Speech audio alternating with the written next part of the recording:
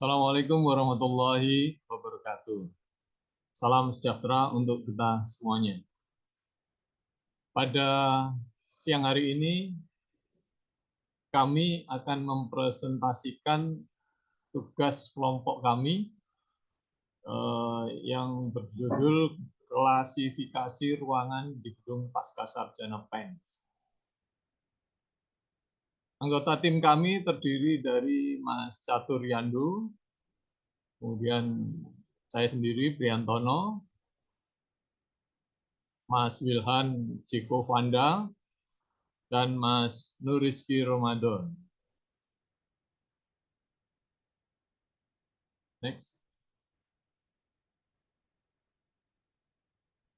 Pada percobaan ini, kami menggunakan arsitektur VGG 16. Input dari VGG 16 ini berupa gambar, dari input layernya berupa gambar. Kemudian diproses menggunakan 13 convolutional layer yang menggunakan kernel filter 3x3. Proses tersebut dapat dilihat pada gambar yang kami tampilkan di layar. Selanjutnya, diproses menggunakan fully connected layer dengan menggunakan softmax. Next. Nah, ini adalah klasifikasi gambar yang kami lakukan dalam praktikum ini. Yang pertama adalah lift, kedua tangga, tiga koridor, keempat jalan buntu, kelima orang, 6 pintu darurat, 7 apar, dan 8 kelas, ruang kelas. Next.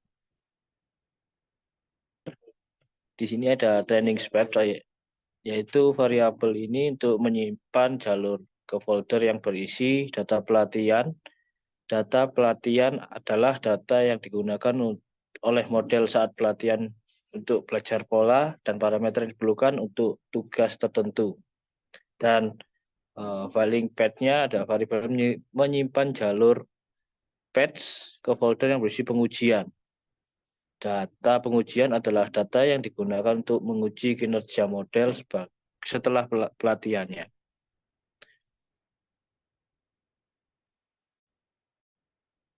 Yaitu di mana gambar-gambar ini pelantikan validasi. Oke. Untuk selanjutnya, resi image size di sini untuk menentukan ukuran yang diinginkan untuk gambar masukkan ke model. Di sini kita menggunakan 100/100 kali pixel. Dan untuk training efforts-nya, config-nya, effort ini kita menggunakan 12 dan bit size-nya kita menggunakan 32. Nah, effort ini menentukan jumlah iterasi penuh melalui dataset pelatihan selama pelatihan model, dan bit size ini menentukan jumlah sampel yang akan digunakan dalam satu iterasi pelatihan. Dan untuk load pre-trainer kita menggunakan VGG 16 model. Kode ini menggunakan string latih sebelumnya menggunakan ImageNet. Parameter input shape menyatakan gambar masukkan ke model yang diatur sesuai dengan nilai yang ditentukan images. Parameter Wix menentukan bobot yang akan digunakan dalam hal ini.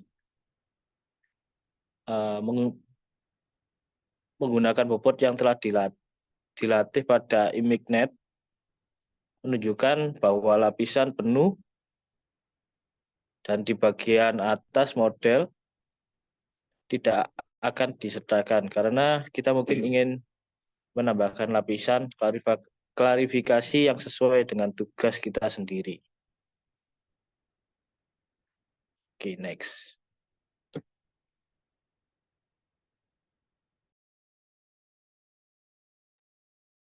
Dan lanjut di sini masuk ke proses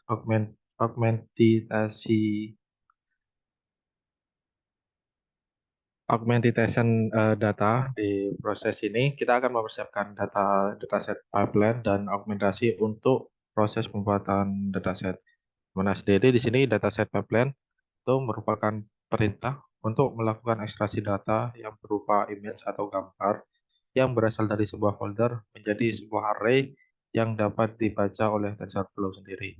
Nah, untuk fungsi yang kita gunakan di sini yaitu pada augmentation itu image data generator yang dimana diimport dari sebuah library TensorFlow. Jadi untuk fungsi ini itu yaitu image data generator yang merupakan image data generator. Jadi sehingga kita akan mengenerate data dari sebuah file yang telah kita buat sebelumnya. Jadi untuk di dalam fungsi image generator sendiri itu terdapat beberapa parameter yang kita gunakan untuk kita preprocessing atau kita olah data image-nya. Di mana di sini terdapat sebuah rotasi yang menjadi 20, yaitu di rotasi hingga 20. Lalu width, ukurannya itu width dan height-nya. Lalu di sini ada sebuah pergeseran dengan skala 0,1 dan zoom. Di sini ada zoom range, di mana di sini zoom range sendiri itu untuk zooming image dengan range 0,2. Lalu diterapkan di sini sebuah horizontal flip dan juga vertical flip. Lalu untuk di scaling juga di sini diterapkan yaitu dengan dari yang menjadi 1/255. Next.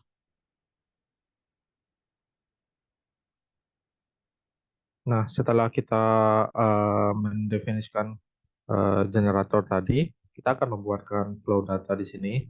Kita akan mendefinisikan dari mana sumber data itu berasal.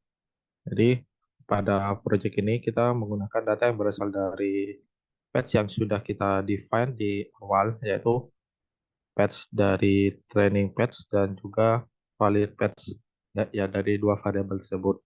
Di eh, flow datanya sendiri di sini itu dibagi menjadi dua kategori. Yang pertama di sini ada train generator dan juga valid generator.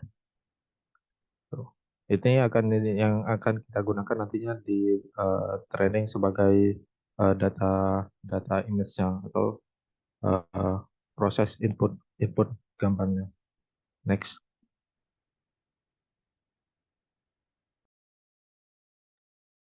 Oke, dari hasil dari klasifikasi menggunakan arsitektur PGG16 dengan menggunakan bobot dari ImageNet, berikut beberapa hasil dari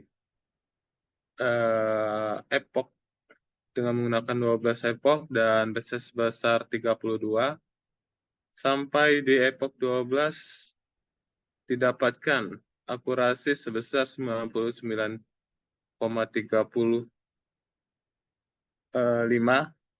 yang mana akurasi ini sudah cukup bagus dan sangat baik, tetapi terhadap loss function-nya terdapat perbedaan dan signifikan yang sangat besar atau terjadinya loss function yang cukup besar.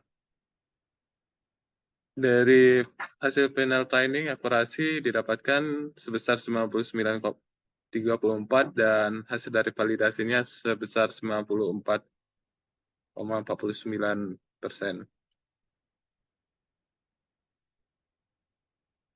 Oke, dari hasil training yang didapat dari menggunakan PGG16 tadi, model kami klasifikasikan menggunakan data tes atau data dari gambar baru. Hasil klasifikasi dapat dilihat dari image dengan aktualnya apar dan diprediksi apar Berikut adalah beberapa hasil klasifikasi. Dari hasil klasifikasi ini terdapat satu kesalahan, yaitu pintu darurat dan diprediksi sebagai pintu ruang. Hasil ini sudah cukup bagus, tetapi dalam halnya terhadap kesalahan, beberapa terjadi kesalahan ini dikarenakan gambar dataset memiliki kesamaan antara ruang satu dan yang lainnya. Hal ini memungkinkan terjadinya kesalahan dalam melakukan klasifikasi. Oke, saya rasa cukup. Ayo Pak Pri.